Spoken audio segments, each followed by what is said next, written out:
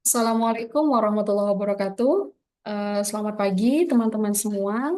Bagaimana kabar Anda pagi hari ini? Semoga tetap semangat ya. Jadi saya doakan seperti biasa, semoga teman-teman senantiasa dalam lindungan Allah Subhanahu wa Ta'ala dan senantiasa diberikan kesehatan supaya tetap bisa mengikuti perkuliahan hari ini dengan semangat, dengan baik, dan dengan keadaan prima tentunya. Ini pertemuan hari ini adalah pertemuan ketujuh, artinya yaitu adalah materi keenam atau bab 6 yang akan kita bahas untuk perkuliahan pada hari ini. Pertemuan kali ini, materi keenam hari ini kita akan membahas tentang pembelajaran yang efektif. Jadi kalau minggu lalu kita sudah membahas tentang apa namanya kemampuan dasar mengajar matematika. Jadi di sana ada beberapa macam kemampuan, ada 8 kalau tidak salah. Jadi salah satu tujuan dari penguasaan kemampuan mengajar matematika itu tujuannya adalah salah satunya untuk membuat pembelajaran menjadi lebih efektif. Seperti yang akan kita bahas pada hari ini. Seperti biasa, sebelum kita masuk ke materi, di sini ada beberapa pertanyaan diagnostik non-kognitif ya, untuk menanyakan kesiapan mental, motivasi, dan kesiapan jiwa teman-teman untuk mengikuti perkuliahan pada pagi hari ini. Jadi ada pertanyaan pertama di sini, bagaimana perasaan Anda hari ini? Apakah Anda senang, bahagia, lagi galau, lagi banyak masalah gitu ya? Jadi kalau teman-teman sedang banyak masalah, kita doakan semoga masalahnya cepat selesai. Jadi untuk yang senang, semoga tetap senang ya. Untuk yang lagi happy, semoga tetap selalu happy. Lalu yang kedua, apakah Anda sudah siap untuk mengikuti pelajaran hari ini? Saya harapkan semoga teman-teman semuanya siap ya untuk mengikuti pelajaran hari ini. Jadi siap gak siap harus siap. Next, ada juga pertanyaan diagnostik kognitif. Nah, jadi apa yang Anda ketahui tentang pembelajaran efektif? Saya rasa teman-teman sudah tidak asing lagi dengan istilah pembelajaran efektif karena istilah ini juga sudah sering kita bahas di beberapa mata kuliah di semester lalu, baik itu di mata kuliah landasan pendidikan maupun di pengantar pendidikan. Jadi apa sih yang Anda ketahui tentang pembelajaran efektif? Silahkan Anda jawab sendiri di pikiran teman-teman. Ada simpan sendiri, nanti kita cocokkan, nanti silakan ada cocokkan sendiri dengan materi yang akan kita bahas nantinya. Apakah jawaban teman-teman sudah benar, atau malah mendekati benar, atau malah melenceng jauh begitu ya. Dan selanjutnya ada ice breaking di sini. Jadi silakan teman-teman mengikuti instruksi yang tertulis pada PowerPoint ini. Silakan teman-teman berjalan ke sekitar ruangan. Jadi teman-teman sekarang ada di ruangan manapun, entah itu lagi ada di kamar, di kelas, di halaman, atau malah mungkin di kafe atau di tempat manapun. Silakan Anda berdiri dan Anda berjalan ke satu titik. Ya, satu titik terjauh yang bisa teman-teman tempuh dan Anda hitung ada berapa langkah yang Anda butuhkan untuk mencapai sudut terjauh dari tempat Anda berada saat ini. Oke, silakan Anda lakukan sembari kita membahas materi pada hari ini. Dan seperti biasa, seperti pada pertemuan-pertemuan sebelumnya, di sini ada tujuan pembelajaran dan sub CPMK yang diharapkan dari materi yang akan kita bahas pada pagi hari ini.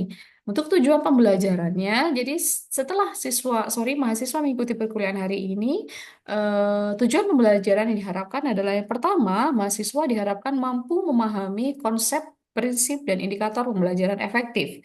Dan yang kedua, mahasiswa juga dapat mengidentifikasi karakteristik pendidik yang efektif. Jadi, selain membahas pembelajaran efektif, nantinya kita juga akan membahas tentang pendidik yang efektif. Selanjutnya, tujuan pembelajaran ini dipecah lagi menjadi beberapa sub CPMK. Jadi, kalau di buku referensi yang saya berikan itu ada 8 sub CPMK dan saya rangkum di sini menjadi 3 sub CPMK. Jadi yang pertama, kemampuan yang diharapkan kepada mahasiswa setelah mengikuti perkuliahan ini, yang pertama adalah mahasiswa diharapkan mampu untuk menjelaskan pengertian dan indikator pembelajaran efektif. Yang kedua, mahasiswa diharapkan mampu untuk menjelaskan prinsip-prinsip belajar dan pembelajaran efektif. Dan yang terakhir, diharapkan mampu untuk menjelaskan pendidik yang efektif. Jadi paling tidak materi yang akan saya jelaskan tidak jauh dari tujuan pembelajaran dan sub CPMK yang diharapkan pada materi hari ini. Selanjutnya ada pemahaman bermakna ya. Jadi kalau sebelum-sebelumnya pemahaman bermakna itu hanya berupa pertanyaan, di sini ada pertanyaan berikut juga dengan jawabannya. Jadi yang pertama, apa itu pembelajaran efektif? Tadi teman-teman sudah saya berikan pertanyaan ya pada diagnostik kognitif. Saya tanyakan apa itu definisi dari pembelajaran efektif. Nah, di sini dijawab bahwa pembelajaran efektif adalah pembelajaran yang terencana, terukur, dan sesuai kebutuhan peserta didik. Dan nanti kita akan bahas lebih jauh di pemaparan materi ya. Dan yang apakah teman-teman sudah ada yang menjawab? Apakah teman-teman sudah ada yang menjawab pertanyaan ini sama persis dengan jawaban ini atau malah melenceng ya? Lalu pertanyaan kedua di sini, mengapa sih pembelajaran efektif itu penting? Jadi yang pertama untuk meningkatkan kualitas hasil belajar dan yang kedua mendukung pengembangan potensi peserta didik secara holistik, secara keseluruhan. Ya, next, kita langsung masuk ke materi utama kita hari ini. Jadi yang pertama di sini ada pengertian pembelajaran yang efektif. Jadi pembelajaran efektif itu adalah proses pembelajaran yang satu berorientasi kepada tujuan pendidikan dan yang kedua memenuhi kebutuhan kognitif, afektif, dan psikomotorik peserta didik.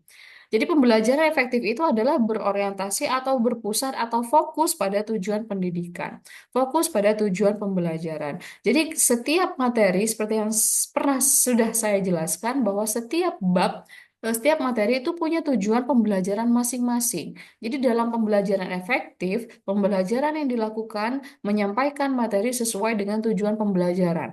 Jadi ketika kita mau mengajarkan suatu materi A, maka fokus dengan materi A. Jangan malah nyeleneh ke materi-materi yang lain, kecuali hanya untuk mengoneksikan atau menghubungkan itu tidak apa-apa. Jangan ketika kita mau menjelaskan materi A, kita ya kita mau mengajarkan materi A, tapi kita malah menjelaskan materi yang lain.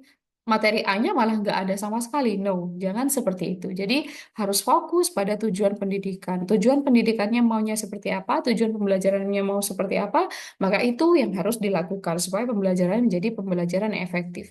Dan yang kedua itu memenuhi kebutuhan kognitif, afektif, psikomotorik peserta didik. Jadi dalam pembelajaran yang efektif, kognitif ini pengetahuan ya, afektif sikap, psikomotorik adalah keterampilan. Jadi dalam pembelajaran yang efektif, seharusnya yang terbentuk ya, yang dibangun itu bukan hanya kemampuan kognitif siswa saja, bukan hanya sekedar transfer pengetahuan saja ya, tapi untuk sikap siswa dan keterampilan siswa juga harus bisa dibangun, bisa dibentuk menjadi lebih baik. Seperti yang pernah saya jelaskan pada mata kuliah landasan pendidikan dan pengantar pendidikan, bahwa dalam melakukan proses pembelajaran, guru itu secara tidak langsung melakukan beberapa kegiatan. Yang pertama adanya transfer ilmu atau mengajar ya.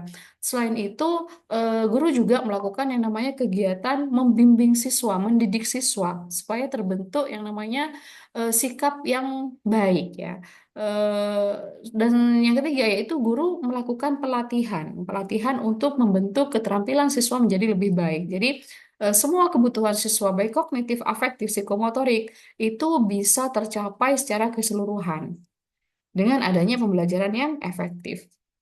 Selanjutnya di sini juga ada karakteristik pembelajaran efektif. Yang pertama, satu fokus pada tujuan. Ya, sama dengan tadi berorientasi pada tujuan pendidikan. Maksudnya apa? Bahwa pembelajaran efektif ini fokus pada tujuan kurikulum. Kurikulum maunya seperti apa, maka pembelajaran yang dilakukan harus sesuai dengan maunya si kurikulum. Ya, misalkan kita sekarang menggunakan kurikulum Merdeka, jangan yang dilakukan pada saat pembelajaran malah menggunakan strategi-strategi pada kurikulum yang lalu-lalu. Katakanlah misalkan kurikulum KTSP ya, karena itu kurang relevan.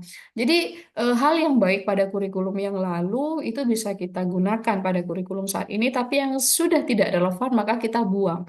Kita fokus dengan apa yang diharapkan oleh kurikulum yang berlaku pada saat ini.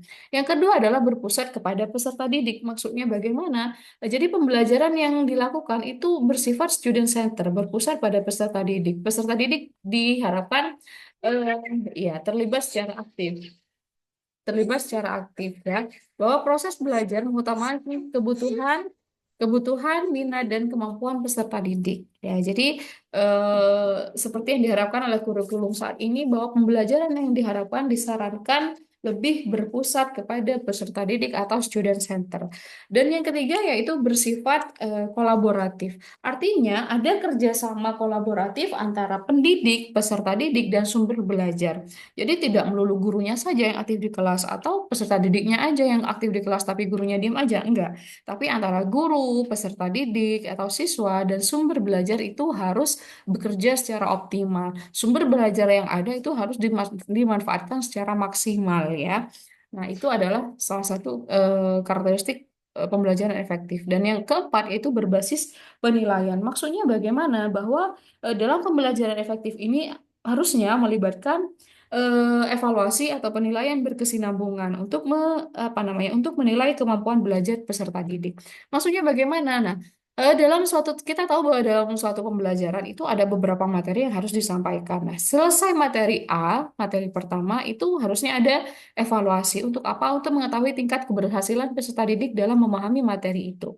Nah, hasil dari evaluasi itu apa namanya harusnya dijadikan acuan dasar bahan refleksi untuk melakukan pembelajaran materi selanjutnya. Apakah nanti materi selanjutnya lebih baik dari yang pertama atau malah justru lebih turun? Dan selanjutnya penilaian pada materi kedua akan dijadikan apa namanya dasar acuan bahan refleksi untuk pembelajaran selanjutnya dan seterusnya dan seterusnya. Nah, itu yang disebut sebagai evaluasi berkesinambungan. Berkesinambungan nih artinya secara terus-menerus ya. Jadi penilaiannya nggak berhenti di satu materi saja, tapi di semua materi dilakukan penilaian untuk mengetahui hasil belajar peserta didik atau siswa.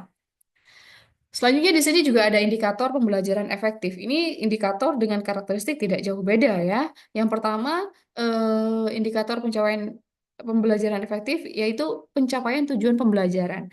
Nah, pembelajaran efektif harusnya bisa mencapai tujuan pembelajaran. Makanya tadi disarankan bahwa pembelajaran efektif itu harus berpusat pada tujuan, baik itu tujuan kurikulum, tujuan pembelajaran, dan tujuan-tujuan yang lain ya, yang sudah direncanakan. Hmm. Pembelajaran efektif ini harusnya bisa mencapai tujuan pembelajaran apa ya, paling tidak 75%, 80%, atau kalau bisa 100% tujuan pembelajaran bisa tercapai pada pembelajaran efektif. Terus yang kedua, keterlibatan aktif peserta didik. Nah, ketika pembelajaran itu melibatkan siswa secara aktif, maka pembelajaran itu bisa dikatakan kategori pembelajaran yang efektif ya. Karena tadi salah satu karakteristik dari pembelajaran efektif yaitu berpusat kepada peserta didik. Artinya peserta didik terlibat aktif dalam pembelajaran di kelas.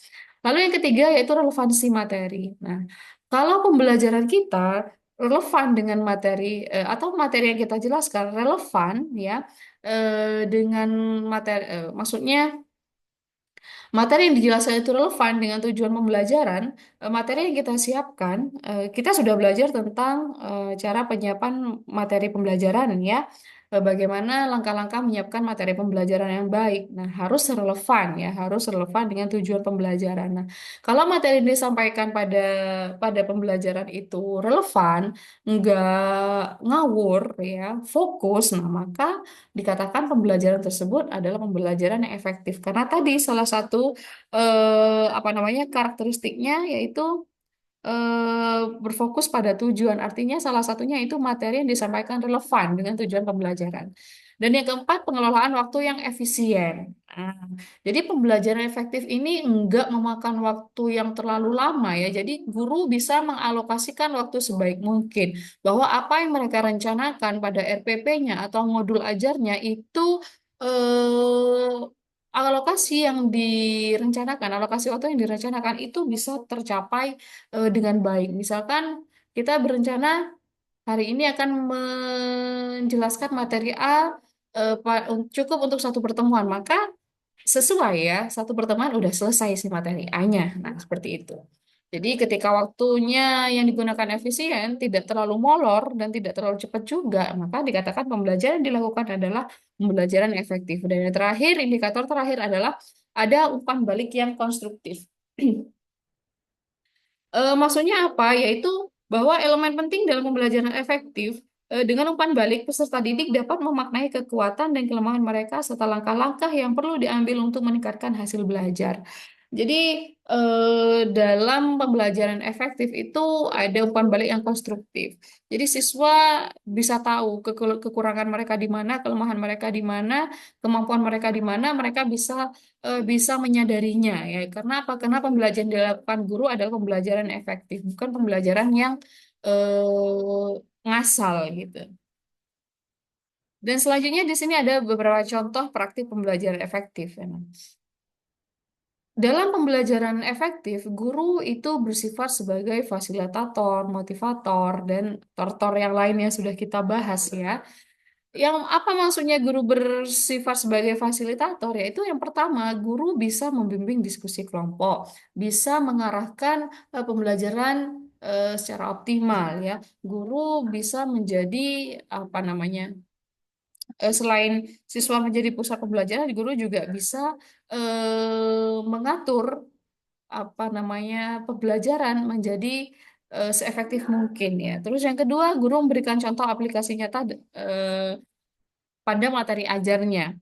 Jadi, dalam pembelajaran efektif, guru yang bertindak sebagai fasilitator, guru tersebut bisa membimbing proses berjalannya pembelajaran dengan efektif dan efisien. Bisa membimbing diskusi kelompok, bisa membimbing presentasi kelompok, bisa membimbing tugas kelompok, ya.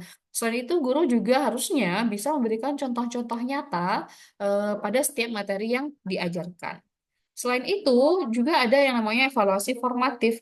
Jadi, pada setiap pembelajaran harusnya ada tes kecil-kecilan ya. Maksudnya tes kecil-kecilan ya, pemberian. Nah, seperti setiap saya mengadakan pertemuan, di akhir saya selalu berikan aktivitas mahasiswa. Saya berikan mahasiswa tugas untuk mengukur tingkat kemampuan siswa setelah mengikuti pembelajaran yang saya lakukan pada pertemuan tersebut gitu ya.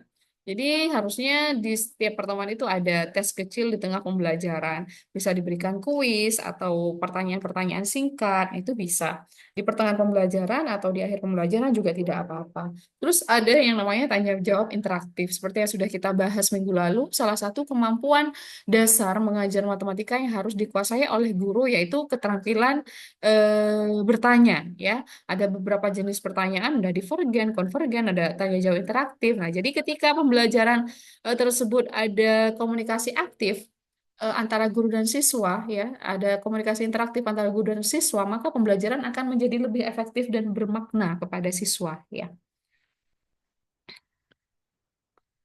Lalu di sini juga ada prinsip-prinsip belajar dan pembelajaran efektif. Nah, ini tidak jauh beda dengan karakteristik dan indikator yang tadi. Yang pertama, fokus pada peserta didik sama penjelasannya ya. Jadi lebih bersifat student center dan yang kedua keterlibatan aktif siswa ini tidak jauh beda dengan yang pertama.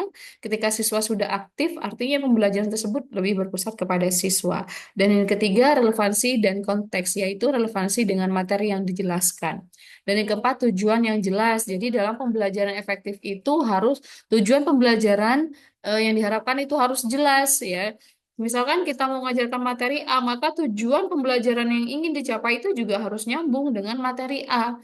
Dan sebaliknya materi yang dijelaskan juga harus nyambung dengan tujuan pembelajaran si materi A ini. Harus jelas. Supaya apa? Karena kalau tujuannya nggak jelas, guru kan bingung nih mau ngapain, mau jelaskan materi apa, mau pakai metode apa, mau pakai strategi apa. Nah, tapi kalau tujuan pembelajaran yang disusun itu sudah jelas, maka guru itu bisa mengatur bahwa saya harus menggunakan strategi ini, saya harus menyampaikan materi seperti ini, dan seterusnya. Ya, seperti itu.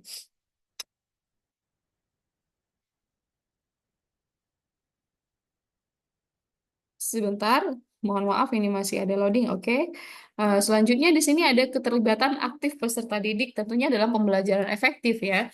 Jadi yang dikatakan keterlibatan aktif peserta didik dalam pembelajaran efektif itu ada tiga komponen, yaitu keterlibatan secara fisik, emosional, dan kognitif. Contoh keterlibatan aktif siswa atau peserta didik secara fisik, yaitu partisipasi dalam diskusi dan eksperimen. Jadi secara fisik mereka tak ikut tampil, ikut aktif dalam kegiatan pembelajaran, misalkan seperti dalam diskusi, dalam praktikum, dalam eksperimen, dalam penelitian percobaan. Nah, jadi siswa aktif dalam melaksanakan tugasnya. Terus yang kedua, yaitu keterlibatan secara emosional. Maksudnya apa? Bahwa siswa memiliki motivasi tinggi selama pembelajaran. Jadi dalam mengikuti pembelajaran, siswa tidak malas-malesan, tapi mereka terikat ya. Maksudnya secara emosional, mereka ikut dalam pembelajaran. Mereka termotivasi dalam untuk mengikuti pembelajaran yang dilaksanakan.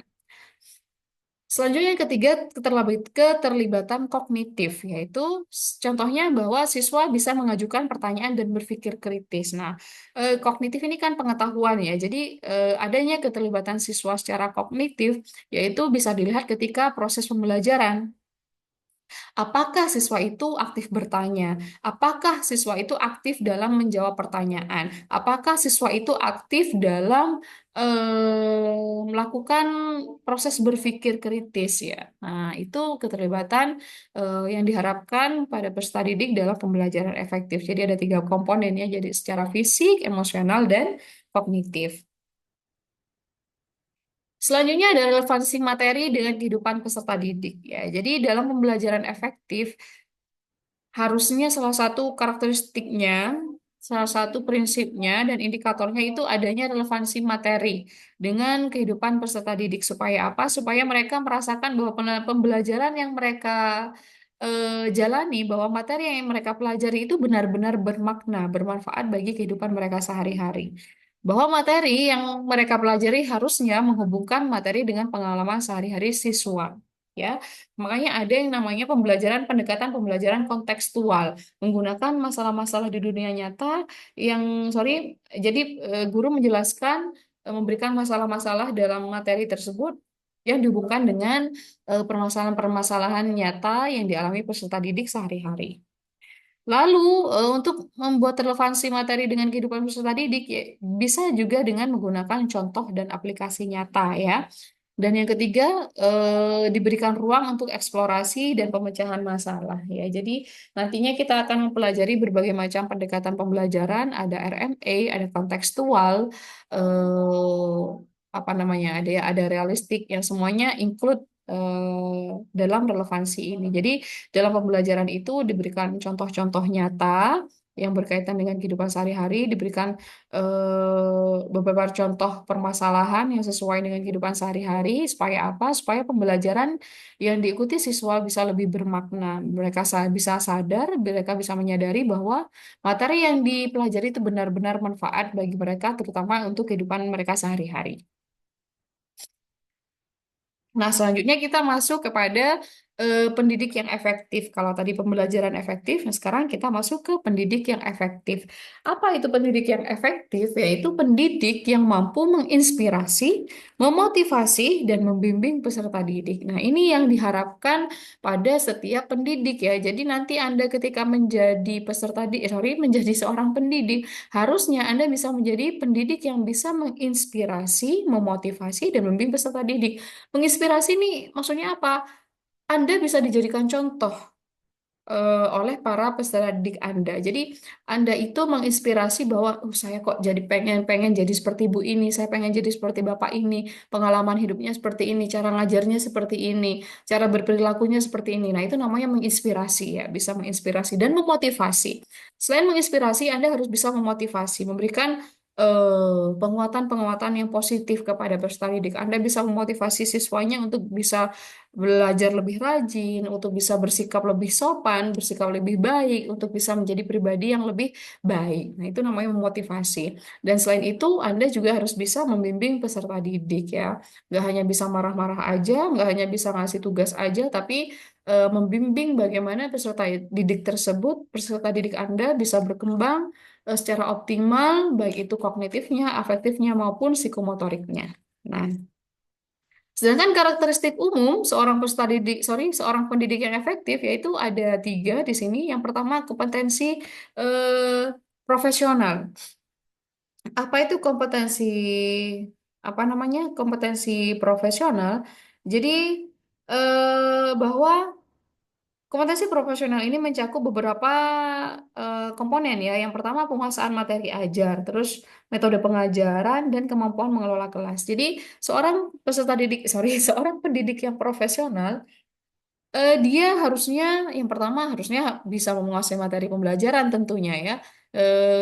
Kalau seorang pendidik tidak bisa menguasai materi pembelajaran dengan baik, maka di kelas itu akan terlihat. Nah, siswa nanti akan ini ya, akan cenderung meremehkan ya. Jadi seorang pendidik itu sebelum mengajar harusnya bisa belajar lagi, mengulas materi lagi. Nggak apa-apa, namanya guru tuh juga harus selalu belajar ya. Kita ada yang namanya konsep pembelajaran sepanjang hayat ya, long life learning. Jadi bukan hanya siswa yang harus belajar, tapi gurunya juga harus selalu belajar supaya bisa menguasai materi ajar dengan baik dan bisa menyampaikan materi dengan maksimal kepada siswa.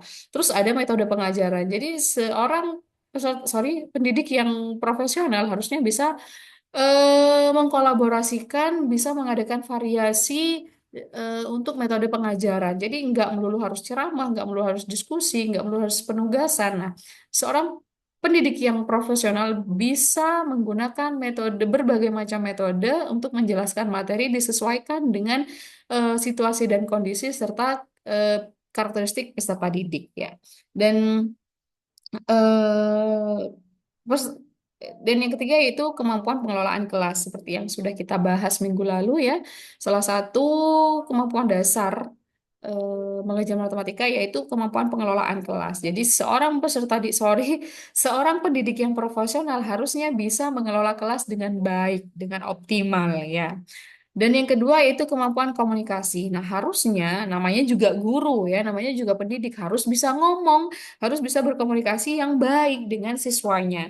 Harus bisa membedakan cara berkomunikasi dengan siswa, dengan sesama rekan guru, dengan atasan dan lain-lain ya. Jadi, bagaimana caranya kita berkomunikasi dengan siswa yang baik supaya siswa itu apa ya? Akrab tapi juga sungkan kepada kita sebagai guru. Dalam menyampaikan pembelajaran, kita juga harus bisa memilih bahasa yang sederhana tapi ngena gitu ya kepada siswa. Nggak harus sok keren dengan menggunakan istilah-istilah ilmiah, tapi siswanya nggak ngerti gitu ya. Nah, gunakanlah bahasa yang sederhana tapi bisa ditangkap dengan baik oleh siswa. Nah, makanya penting sekali kemampuan komunikasi ini untuk dikuasai oleh seorang pendidik ya. Guru harus pintar ngomong, terutama untuk menjelaskan materi kepada siswanya. Terus yang ketiga, ada empati juga ya. Empati itu apa? Yaitu kemampuan untuk memahami dan merasakan apa yang dirasakan oleh orang lain. Jadi, pendidik yang efektif itu harusnya mampu menunjukkan empati kepada peserta didiknya, memahami tantangan yang dihadapi oleh para peserta didiknya dan memberikan dukungan yang diperlukan. Ya, jadi, sebagai seorang pendidik yang efektif itu nggak boleh ini ya, nggak boleh cuek ya kepada peserta didiknya. Harus memberikan empati, harus bisa merasakan apa yang peserta didik rasakan, terutama kalau jadi wali kelas nih ya. Kita harus berempati kepada siswa kita karena setiap peserta didik itu tidak sama karakternya. Setiap peserta didik tidak sama apa yang dialami mereka sehari-harinya di rumahnya ya. Harus bisa mengerti. Tapi ya nggak harus ini juga, nggak harus terlalu lembek juga ya. Tetap disiplin, tapi juga tetap ramah dan empati kepada peserta didik. Di sini ada beberapa peran pendidik yang efektif. Yang pertama, sebagai fasilitator, bahwa pendidik yang efektif itu harus bisa membantu peserta didik dalam menemukan solusi permasalahan yang dihadapi, terutama dalam proses pembelajaran ya. Misalkan ketika siswa diberikan tugas, ada siswa yang kesulitan, maka guru harusnya bisa membantu ya, membantu sehingga si siswa bisa menemukan solusi dari permasalahan yang sedang dihadapi. Lalu yang kedua, bersifat berperan sebagai motivator. Artinya bahwa pendidik yang efektif itu bisa membangkitkan semangat belajar siswanya ya, memotivasi ya. Kan tadi menginspirasi, memotivasi ya. Eh, jadi sebagai guru itu harus bisa memberikan motivasi-motivasi, penguatan-penguatan positif kepada siswanya supaya apa? Supaya siswanya lebih termotivasi, lebih semangat lagi untuk belajar, untuk mengikuti kegiatan pembelajaran yang Anda laksanakan, baik itu di kelas maupun di luar kelas. Terus yang ketiga harus bisa menjadi role model ya. Artinya apa? Bahwa pendidik yang efektif harus bisa menjadi teladan dalam sikap dan perilaku. Jangan Anda ingin mendisiplinkan siswanya tapi Anda sendiri tidak disiplin. Jangan Anda mengharapkan siswanya datang tepat waktu, tapi Anda sendiri suka telat. Ya. Jangan Anda berharap peserta didiknya berlaku sopan, tapi Anda sendiri tidak sopan. Jangan. Jadi apa yang Anda harapkan terjadi pada siswanya, maka Anda sendiri juga harus melakukan itu. Ya, namanya guru digugu dan ditiru. Makanya ada istilah guru kencing berdiri, murid kencing berlari. Ya, kalau gurunya salah, muridnya bisa lebih salah. Nah, jadi seperti itu. Jadilah guru sebagai suri tauladan yang baik. Selanjutnya ada strategi untuk menjadi pendidik yang efektif. Yang pertama, eh, ya, yang pertama mengikuti pelatihan profesional. Seperti yang kita ketahui ya, banyak sekali pelatihan-pelatihan profesionalisme untuk para guru ya. Webinar, ada seminar dan segala macam untuk peningkatan profesionalisme seorang guru atau tenaga pendidik. Ada PPG dan segala macam. Itu fungsinya untuk apa? Tujuannya itu untuk melatih profesionalisme untuk menumbuh kembangkan profesionalisme seorang pendidik. Yang kedua, memanfaatkan teknologi dalam pembelajaran. Nah, ini ya, jadi seorang tenaga pendidik nggak boleh gaptek, harus bisa mengikuti perkembangan zaman, harus bisa mengikuti perkembangan teknologi, ya. Seperti yang saat ini, ya, itu sudah semuanya, hampir semuanya berbasis IT, ya. Jadi, meskipun yang sudah sepuh, guru-guru yang sudah sepuh, harus bisa mengikuti perkembangan zaman, nggak boleh kalah dengan yang muda, ya. Yang muda pun dengan demikian, nggak boleh sok-sokan dengan yang sudah sepuh, tapi harus bisa membantu, bisa mengajari ya kepada pendidik yang sudah lebih sepuh yang katakan ketinggalan zaman ya. Jadi harus bisa memanfaatkan teknologi dalam pembelajaran. Ini larinya kepada media pembelajaran yang digunakan. Jadi media pembelajaran yang digunakan oleh pendidik yang efektif itu tidak melulu yang konvensional, tapi juga bisa yang berbasis IT dan gabungan antara keduanya. Lalu yang ketiga, harus bisa mendorong partisipasi aktif peserta didik. Makanya ini salah satu arti pentingnya kemampuan pengelolaan kelas oleh peserta didik, ya, oleh pendidik. Nah, jadi pendidik yang efektif tadi kan salah satu karakternya harus mempunyai kemampuan pengelolaan kelas yang baik. Supaya apa? Supaya dia bisa membuat peserta didiknya lebih aktif di kelas sehingga pembelajaran itu sesuai dengan kurikulum yang berlaku, yaitu pembelajaran yang lebih berpusat kepada siswa atau student center seperti itu ya. eh Sampai di sini materi untuk hari ini dan ini seperti biasa ada aktivitas mahasiswa jadi Anda saya berikan tugas karena seperti yang sudah saya jelaskan tadi bahwa pembelajaran yang efektif salah satu indikatornya yaitu adanya evaluasi yang berkesinambungan. Makanya pada setiap materi saya selalu berikan tugas untuk melihat tingkat pemahaman Anda terkait materi yang kita bahas pada setiap pertemuan. Seperti biasa, tugas ini Anda kerjakan untuk dikumpulkan minggu depan sebagai prasyarat untuk mengikuti perkuliahan minggu depan ya. Kesimpulan materi pada pagi hari ini yaitu yang pertama, pembelajaran efektif merupakan proses terencana untuk mencapai tujuan pembelajaran.